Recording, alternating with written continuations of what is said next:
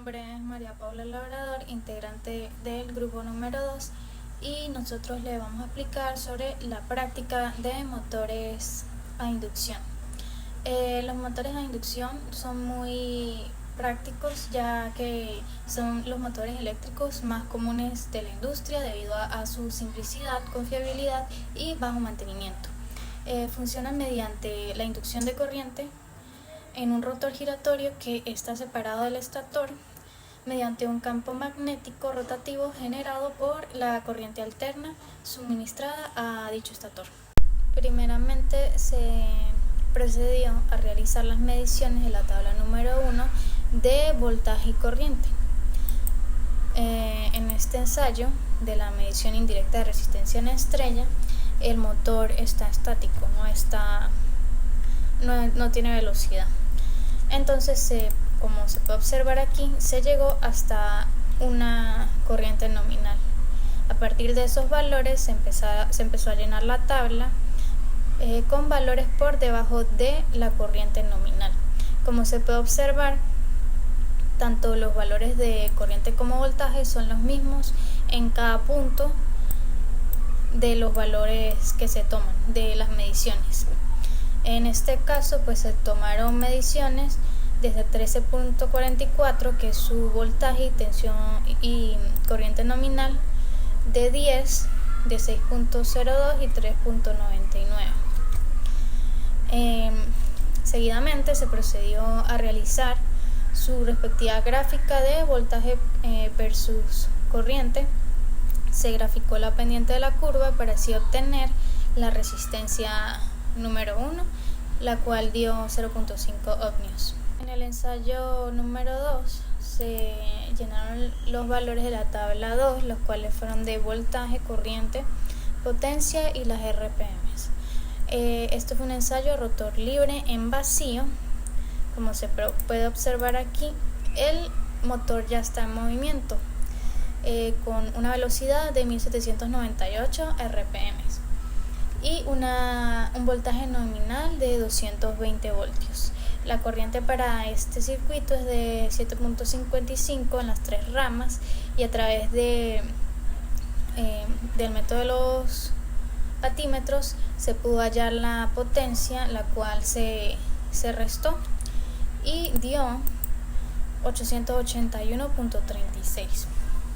Luego, a partir de ahí, se escogió un rango del 70 al 80% de el voltaje nominal. A partir de esto se tomaron los valores de cada uno de los parámetros. En la tabla número 3 se procedió a hallar el coseno del ángulo phi, el cual su fórmula dice que sería la potencia entre la raíz de 3 por el voltaje por la corriente. Luego se procedió a hallar los valores de el voltaje nominal al cuadrado para así obtener la gráfica del voltaje nominal al cuadrado versus la potencia. En este caso, la pendiente de la curva sería esta y las pérdidas mecánicas sería el término independiente, que sería 159.18, como se puede observar aquí en la gráfica, y aquí también se observa. En la tabla número 4 se trata sobre los valores nominales determinados en este ensayo rotor libre. Pidan los valores de voltaje, que como lo vimos en el simulador es de 220, de la corriente, que fue de 7.55, de la potencia, que fue 881.33. Además, se calcularon las pérdidas del núcleo a través de la fórmula de potencia menos pérdidas mecánicas menos las pérdidas del cobre en el estator al vacío. Estas pérdidas del cobre del estator al vacío se calcularon a través de la fórmula de 3 veces la corriente al cuadrado, la corriente nominal, por la resistencia R1 ya calculada en el ensayo 1. Además, se necesitaba calcular la resistencia RC y la XM. Esto se hizo a través, primero se calculó el ángulo phi en vacío, que sería el arcoseno de las pérdidas del núcleo entre la raíz de 3 por el voltaje nominal por la corriente nominal.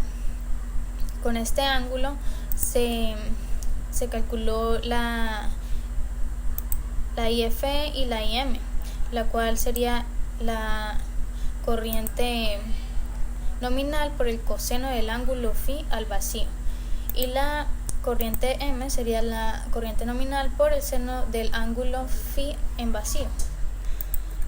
Con esto se calculó la RC y la XM.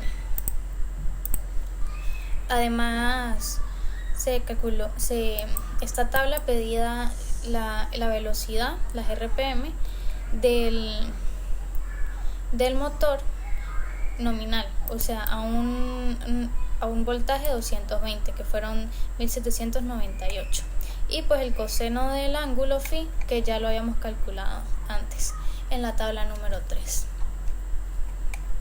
En la tabla número 5 se procedió a realizar el ensayo rotor bloqueado o en cortocircuito de un motor de inducción. Como se puede observar aquí en el simulador, se llegó a un valor de 13.44, que sería el admitido por este motor, 13.44 amperios, y un voltaje de 41.29. El rango de las medidas que se tomó para este ensayo fueron a partir de estas con la corriente nominal. Desde 13.44 a 7.55 se tomaron valores entre ese rango y se determinó tanto el voltaje como la potencia. Buenas tardes, mi nombre es Aura Ruiz y me corresponde la parte de ensayo de motor de inducción con carga. En este caso vamos a utilizar 6 cargas. Comenzamos llenando la tabla número 8. En este caso vamos a utilizar la misma corriente que se utilizó para el ensayo en cortocircuito. Con esto nos vamos al simulador y vamos a colocar una corriente similar y muy cercana a la que se utilizó en el ensayo en cortocircuito. En este caso utilicé de 8.06 amperios. Se toman aquí los datos que dan para la potencia y los datos que dan para la velocidad, para hacer el llenado de la tabla para cada uno de estos valores de corriente. Luego pasamos a llenar la tabla número 9, por lo cual se hacen los siguientes cálculos, que es la pérdida en el cobre del estator, y aquí tenemos la fórmula, y hice los cálculos con la primera prueba que se hace en el simulador. Podemos observar aquí los resultados, aunque esto fue calculado aquí en Excel para hacer el llenado de la tabla. Podemos observar que tanto el cálculo nos coincide con lo calculado en Excel.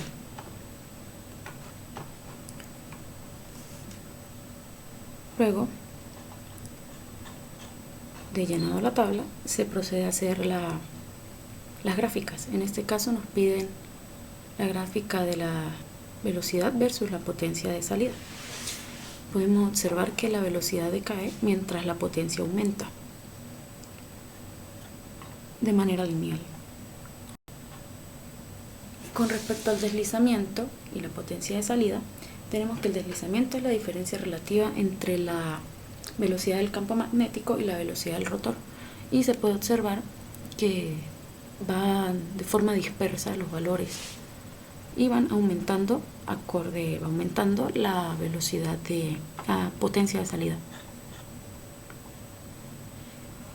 Podemos ver que la corriente versus la potencia de salida va creciendo de forma lineal. También, en cuanto al rendimiento versus la potencia de salida, tenemos que el rendimiento es la fracción restante de energía que produce el motor y la energía suministrada. Quiere decir que este valor va aumentando acorde, va aumentando la potencia de salida. El rendimiento va aumentando. En cuanto al factor de potencia versus la potencia de salida, el factor de potencia es la relación entre la potencia de trabajo real y la potencia total consumida. Quiere decir que a medida que va aumentando la potencia de salida, va aumentando la potencia de trabajo real que realiza el motor. Y aquí podemos observar los valores completos de la tabla. También tenemos este cálculo que es el cálculo del par, que es lo que permite que se pueda desplazar o no una carga determinada. Mientras más alto es la carga, mayormente se puede mover el motor. Aquí podemos observar los cálculos de las gráficas. Y también me corresponde un cálculo, que es el que le voy a indicar ahorita, que es la corriente en cortocircuito versus la corriente en cortocircuito. Para determinar la corriente de arranque, se colocó en donde está la letra Y, se colocó el voltaje nominal, despejando de esta forma la X para hallar el corte para ese voltaje y así hallar la corriente de arranque. Y ese valor está por aquí arriba. La corriente de arranque me dio igual a 71,63 amperios. Gracias. Para la práctica número 4, que fue la de arranque a tensión reducida usando resistencias en serie a los devanados del estator, se empezó a calcular a través de la tabla número 1 valores de corriente de arranque, corriente de estabilización y las RPMs.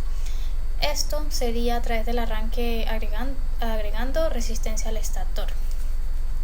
Como se puede observar aquí en el circuito, se estaría trabajando con el circuito de arranque con resistencia en serie al estator, y lo que se hizo fue ir escogiendo las resistencias, la cual la primera fue de 0 ohmios y se dio en el botón de arranque. Se tomó el valor de la corriente, que fue de 7.55, y las RPM del motor, la velocidad, que fue de 1798. Luego se paró el motor. Se procedió a tomar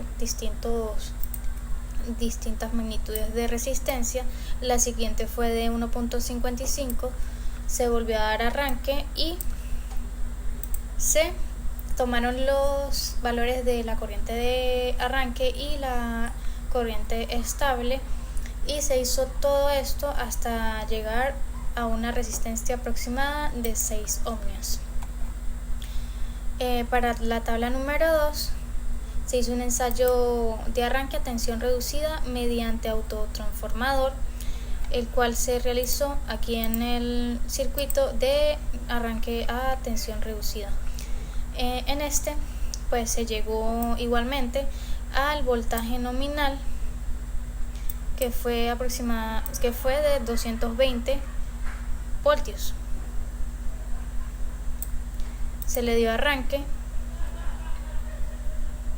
se tomaron los valores de corriente de arranque y corriente estable más las RPM del motor, su velocidad, que en este caso sí variaron. En el caso anterior pues se puede observar que no hubo ninguna variación de la velocidad. A partir de el valor de 220 voltios se empezaron a tomar valores por debajo de alrededor de un 70 a un 100% de este voltaje. Nosotros tomamos un aproximado de 220 hasta 100 y en ese rango pues se tomaron las mediciones de los parámetros. A través de estos parámetros, como son la corriente de arranque, la corriente estable y las RPM, la su velocidad, se graficó la pendiente de la curva de velocidad versus I de arranque, I estable y las velocidad. Se puede observar que en la I de arranque es una línea recta, casi una línea recta. La I estable pues varía un poco la curva ya. Y en la velocidad pues ya la variación es más. Se obtuvo la pendiente de la curva.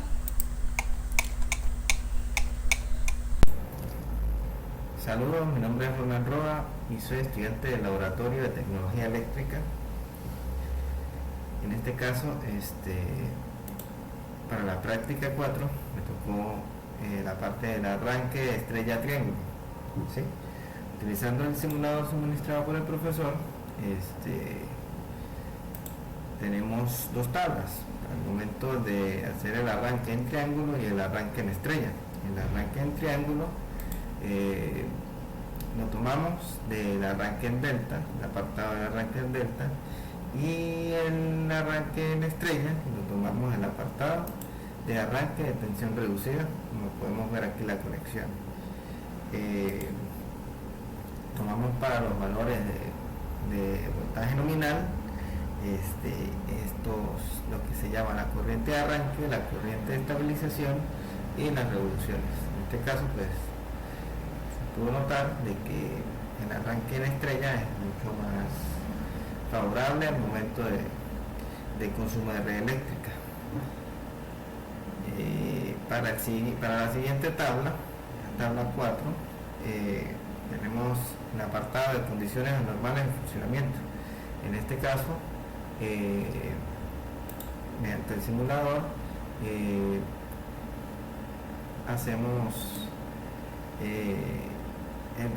la respectiva simulación para la conexión de una fase. En este caso ya el simulador pues está alimentando el motor.